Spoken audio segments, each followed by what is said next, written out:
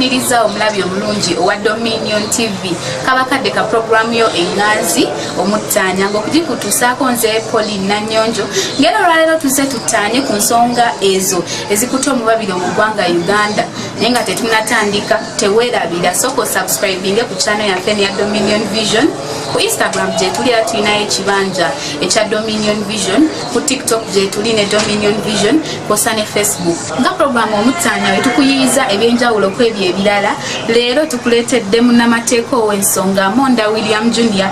azze tutanye ku nsonga y'obwannakyemalira eyo gye tukkiriza nti egenda mu maaso mu ggwanga Uganda era nga ayina ensonga zizaleese okwogerako gw'omulabi w'omutanya oyongere okuzitegeera naye teweerabira ayagala okulangira mu show y'omutanya oba ng'oyagala okwogera ensonga zo zigende eri eggwanga lizimanye kuba ku namba y'essimu 0740 72 81 58 naawe ayagala okulangira mu sheno kuba ku namba y'emu ojja kuyambibwa.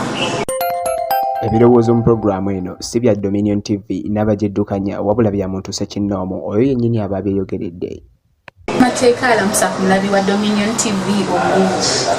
Nsanyuse nnyo era nsiimye ddala okulabikako nga munyaniriza ku mukutu guno ogwa Dominion Television. Amanya gange mpitibwa Monda William Jr.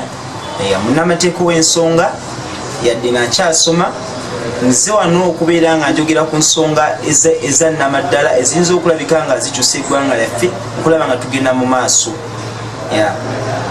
Kati kumulama leero bwe tugenda okwogerako ogw'obwannakyemalira munna oyo akolera eri wansi katale kebwayise ayinza kutwala obwannakyemalira nga ki? Kozi okusookera ddala njagala omuntu asooka amanye kibayita dictatorship oba obwannakyemalira okubeera nga obwannakyemalira kitegeeza okubeera nga omukulembeze abeera mu office ye sometimes n'atagikozesa bulungi ate n'alwawo n'atawa abalala mwaganya kubeera nga nabo baleeta views zaabwe so nga ate ensonga ng'eyo eyinza okuleetera ensi okubeera mu katyabaga. Naddala mu nsi nga Uganda tulina obwannakyemalira era kizibu n'okukyusa obukulembeze okukyuka mu ggwanga. Bannamateeka abasinga ne bannabyabufuzi abasinga balemereddwa okukitegeera bavayo ne boogera ku nsonga ezitalina makulu. Ensonga ezitalina makulu bazziwa obudde okusinga ensonga ez'amakulu eziyinza okusigala nga zibatwala mu maaso. Kozi tulina principles 3 ezifuga gavumenti. Tulina mu principles zino oba sectors zino oba emiwaatwa gino ebintu byonna byonna ebikolebwa mu ggwanga birina kubanga biva mu miwaatwa gino. Tulina egyesatu. Ogusooka executive ye organ ya gavumenti ekulembera ebyokulonda. Electoral Commission eri under executive. Ministers abakulirwa prime minister bali under executive. Akulira executive president. Si President Museveni ne President. Anti era tuba tulina okiraga omuntu alaba omutanya nti President Museveni saawa eno yakulira executive. Era bw'ogamba nti akulira executive ye President anakitegeera amangu omugamba nti President Museveni. Wekiri. Tulina eddaala eddala judiciary ge mateeka. Police okutandikira ddala ku muntu awansi police courts of law, prisons and other security agencies zona ziri under judiciary. Akulira judiciary abeera chief justice. Alonda chief justice president. Ekitegeeza kwegamba ye mulamuzi w'oku ntikko. The thing is legal because he wishes it so. The president wishes it so. Yes. Kubanga toyinza kungamba Madam Pauline toyinza okubayo n'osalawo n'okolawo okusalawo kugwenga gwe ng'ate mukama we yakukwata n'akuteeka mu bukugu n'akuteeka mu position eyo takyagadde era otambulirako ekyo kyabakoze eki kyabakugambye because kati Mami Monda gwenga Munamateeka constitution tewa President Museveni oba obuyinza obulonda abakulira judiciary batwalabako emabegakawo nga president waliwo basumusiza eddaala mu judiciary. Yes, anti constitution eno bagikola bajamendinga mu favor ya muntu omu nti ye wasalawo ekintu n'agamba kati eno article erina okugibwamu era ekola ki evaamu automatically nga teri ayogedde mwene muvayo nemwogera era still position of power zonna ziri under muntu omu era zensonga zetuziza okwogerako twenlightinge bannayuganda ne bannabyabufuzi abali eyo ne bannamateeka abalowooza nti basoma nnyo amateeka baveeyo boogere ku nsonga ng'ezo abalina eddoboozi. Nze kindeetedde okulowooza nti oba ne mu ggwanga tetulina opposition. Opposition tugirina ng'era akulira oludda opposition tekukiyita opposition naye munnayuganda ali eyo abasinga okutegeera nga opposition lwe ludda oluwabula gavumenti era nga lukulira omwami Mathias Mpuuga yeyo opposition gyetulina. Kati kyembadde njagala okutegeeza abannayuganda bali eyo nti opposition eno gyetulowooza nga opposition si opposition ya kigumaaza kubanga ekigumaza mwambi mmondo kyekintu ekiriwo okukyusa endowooza y'abantu naate opposition tugirina ng'era enfunda nnyingi okudeemebwakanyaga. Abasinga bannamateeka abalimu era abasajja baasoma bamanyi amazima naye tebaagala kutambulira kuyimirira ku mazima ge bamanyi. Bo bakola olw'okubanga baagala begamba buli kimu bakikolera to enrich themselves okubeera nga bo beyimusa bokka na bokka tebaagaliza bantu balala inda tebamanyi amazima naye tebasobola kugoogerako. Twetaaga kye bayita separation of powers era yengeri kwayika gye tuyinza okukyusaamu ebyobufuzi yengeri kwayika gye tuyinza okwendinga dictatorship wano mu ggwanga naddala nga ate tetugenze in form of violence. Waliwo violence abantu abamu gye batera okukumakumamu omuliro okudemonstratinga okustrikinga ne besanga nga tuyiye omusaayi abantu babase. Bano bannamateeka baveeyo bennyini advocating for the separation of powers kubanga bakimanyi nti kyekyo ekintu ekyasinza okubeera ekikyamenye era ekisinza okuteeka ensi enaddala Uganda ensi yaffe mu matigga ab'okubeera nga bakulembeze abaliko basigala kwebali era nga bapracticing ebyo byonna begamba ebintu bateekawo system ne principles ezitali in favor with the masses ne ba ending up nga bopressinza abantu. Katulina principle endala eyokusatu legislature and that's the parliament. Kanku example Madam Poli nti nemubeera ba parliamentarians millions 15 nemuleeta proposal yammwe nebeera bought by your boss, the boss abeera speaker. It only becomes a bill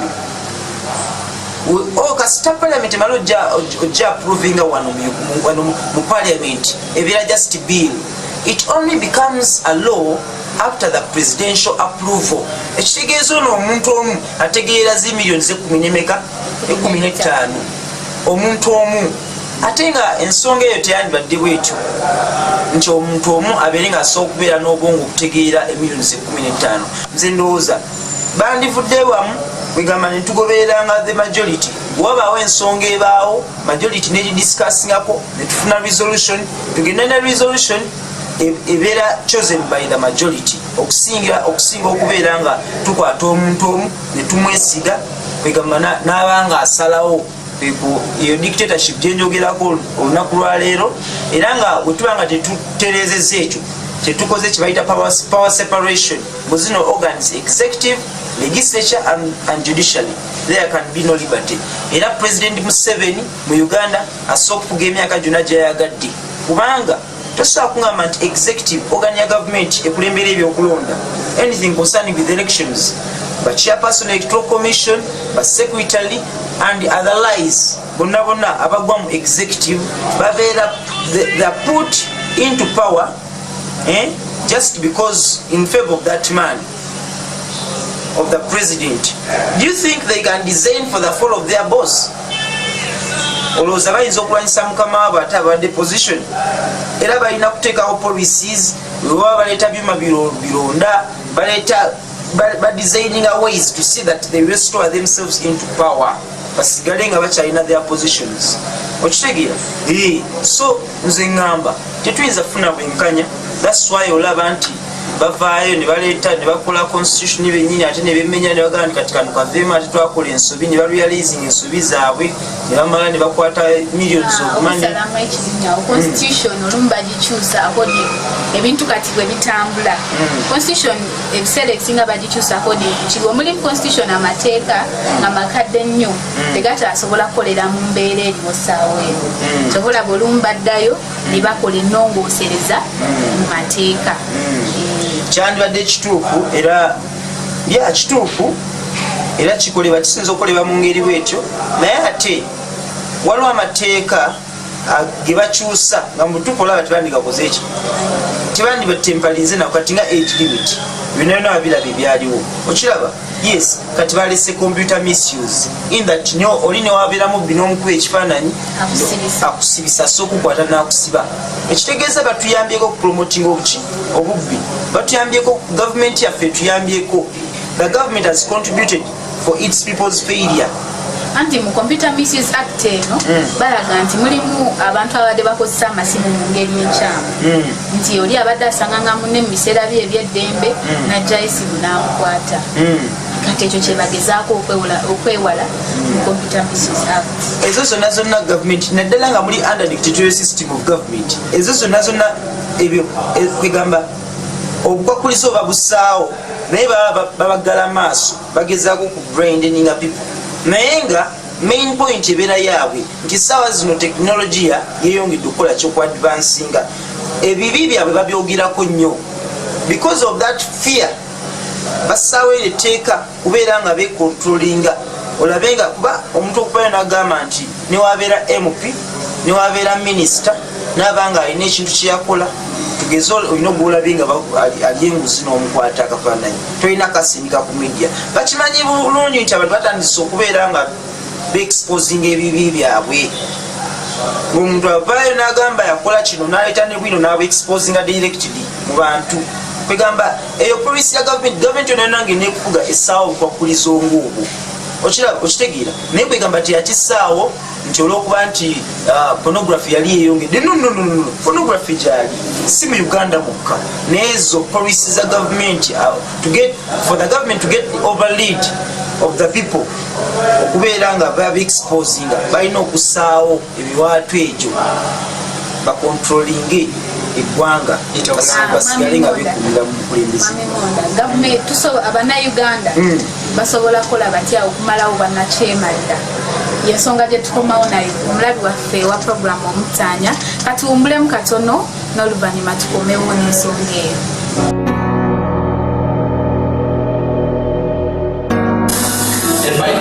Egamba nti wetugamba nti tetulina ebintu batayengeffe kakiri mu mujjo emeka ebbaluwa ya Uganda esooka tuba tweyengeffe kakiba kitegeeza buli omu akola ekibi naye ate osobola okirwana n'okusabako n'okwerenyamu oyo yekka atali mutuukirivu yasobya n'asigala nga akadamidde kwati mukyasobeza ne bamugamba nti naye okimanyi kyokoze kino kikolebwa mulekole n'amubuuzako wandokola nga mukalu nnyo kyakoze eyekaza amazima mugamanyi naye bagambye ali mu mukwano n'ensi nti naye ate obeera mu mukwano n'ensi omukwano gwa Katonda gwerabire.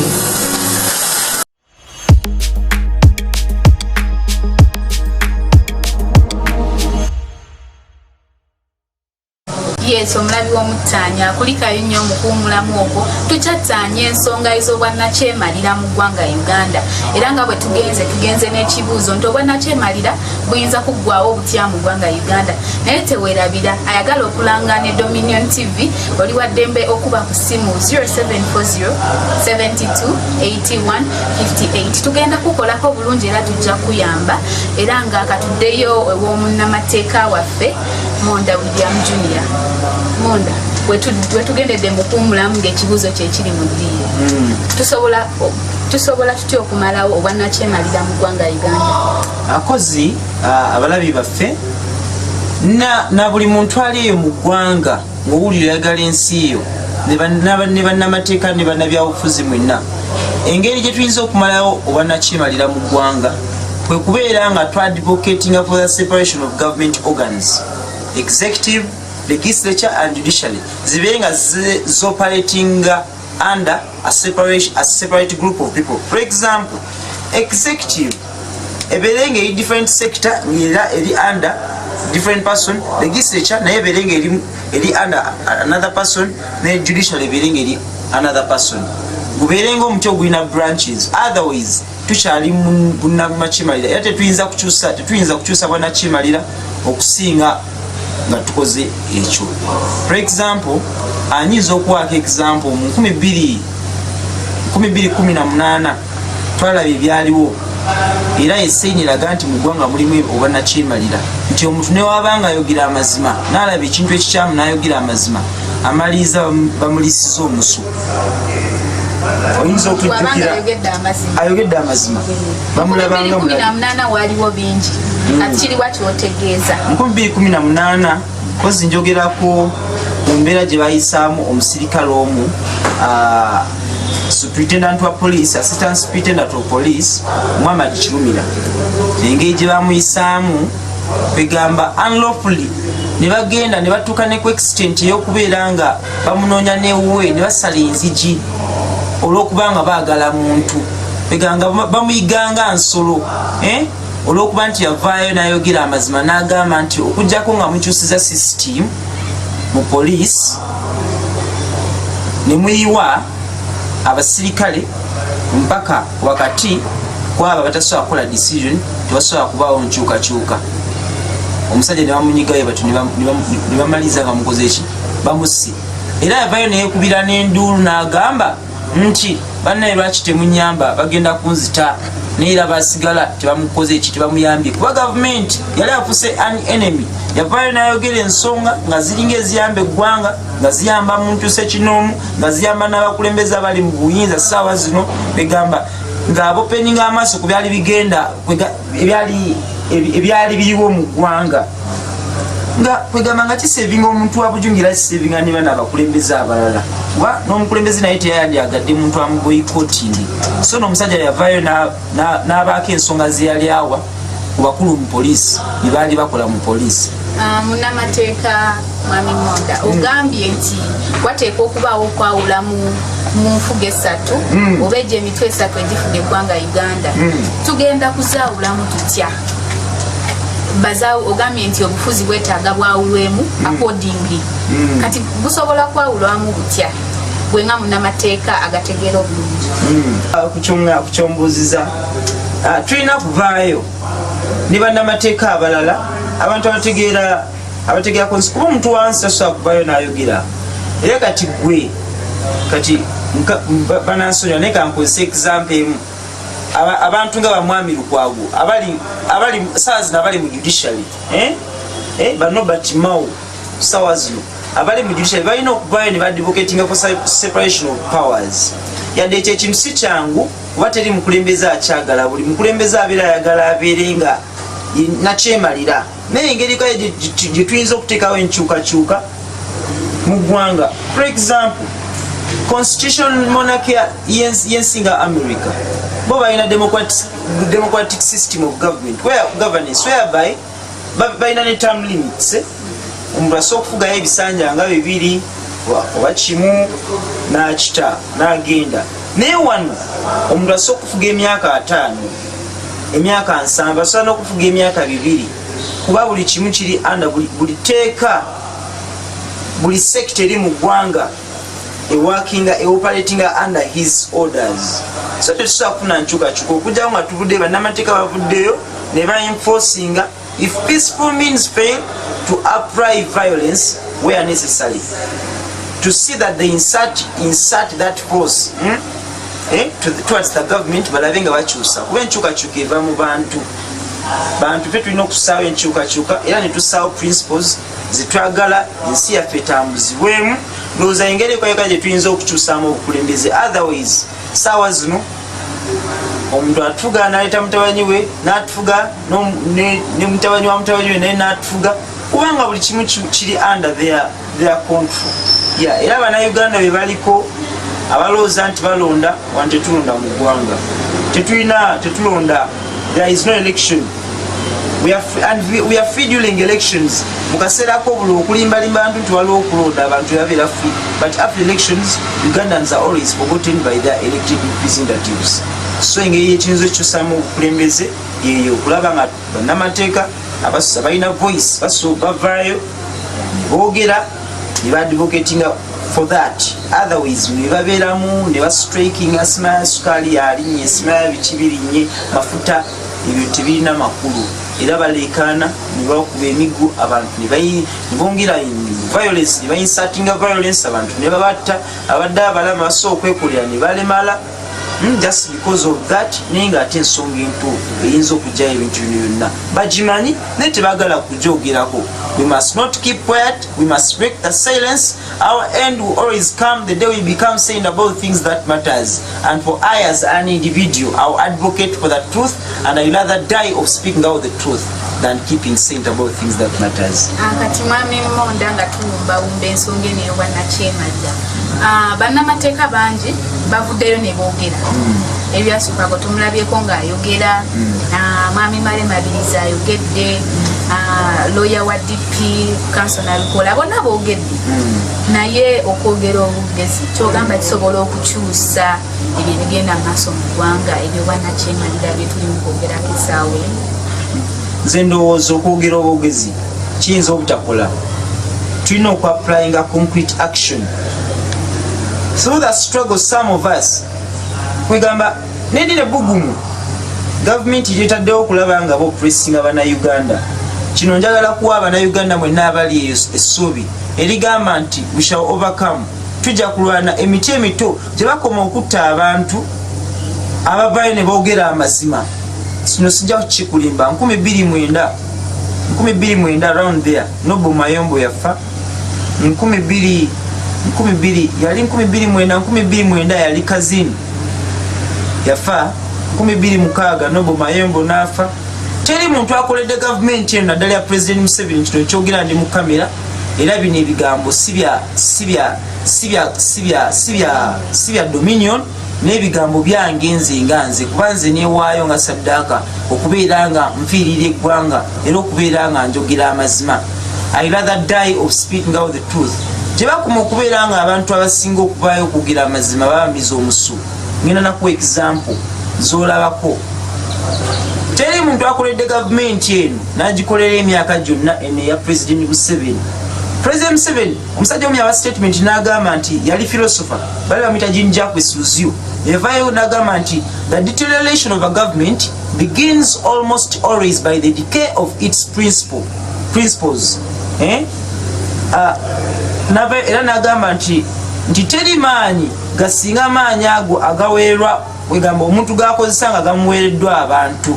Gavumenti yonna yonna weevaayo neeva ku mulamwa ogwagiyita mukulembeze nga omukulembeze omuntu omu ebigambo byavaayo n'ayogera mu 1986 ng'ayingira obukulembeze. Gavumenti nga eyingira obukulembeze nga ssaawa zino size principles zayimiriddeko okukuba kulya mu nsi yerukwe. President Museveni yavaayo n'ayogera actually yali speech yamuyita mukulembeze n'avaayo n'agamba nti gavumenti ya Amini yatta abantu naye yattanga abantu ba bulijjo. Bino ebigambo byali bibi era yabyogera era ne kati nze ssaawa zino ne wenfa gye biri bituufu era namwe bannamawulire musobola okugera ne mu byelevetira nemiraga eggwanga nze nemba nfudde kuba babasse muntu naye omwoyo gusigala gukontinuinga nga gutambula kugenda mu maaso. Naye gavumenti yogote esseba elites, esse buli omu, esseba intellectuals. Yacriticizing gavumenti zino endala ng'ayingira obukulembeze era naye n'awa ebyagenda okutandika okukola era n'abaako nebyakola paka mu 2006 awo bwe yagenda ng'akyuka ebintu ne bikyukira ddala. Gavumenti ye esse buli omu, gavumenti ya President Museveni. For instance, these are human beings. He is a president, but he's a human being. Whereby, wetubeera n'ensonga enneekusifu olw'okuba nti is a fellow Ugandan, tuba twetagisa okubeera nga tugikola ki? Tugyogerako. Abantu abaafa mu 2021 baali bangi. abalema ndeke njogera ebigambo bino koma bannayuganda amazaamu amaanyi tujja kumalako the hate of men who pass and dictators who die the power that got from the people turn to the people and so long as men die